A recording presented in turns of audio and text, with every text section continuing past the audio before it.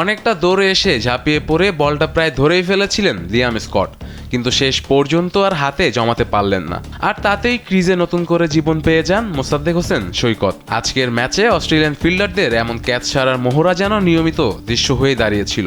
সব মিলিয়ে বাংলাদেশের মোট 4টি ক্যাচ মাটিতে ফেলেছেন তারা, আর অজিদের এই ভুলেরই করা মাসুল আদায় করে নিয়েছেন মোসাদ্দেক। জীবন পাওয়ার পর এই মিডল অর্ডার ব্যাটার তুলে নেন দুর্দান্ত এক 50। পরিসংখ্যান ঘাটলে দেখা যায় এর আগে খেলা 35টি ওয়ানডে ইনিংসে তার 50 ছিল মাত্র 3টি, যেখানে সর্বোচ্চ স্কোর ছিল অপরাজিত 52 রান। তবে দীর্ঘ 4 বছর পর জাতীয় দলে ফিরে প্রথম ম্যাচেই তিনি যেন নিজেকে নতুন করে চেনালেন। অজি বোলারদের শাসন করে মাত্র 70 বলে 86 রানে অপরাজিত থাকেন এই অলরাউন্ডার। তার এই অনবদ্য ইনিংসে ছিল 3টি ছক্কা ও 7টি চার।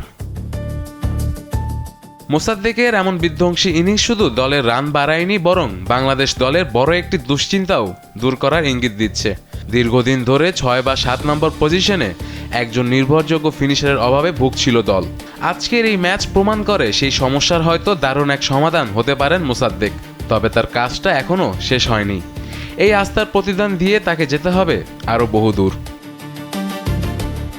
শেখ মেহেদী হাসান, কালবেলা।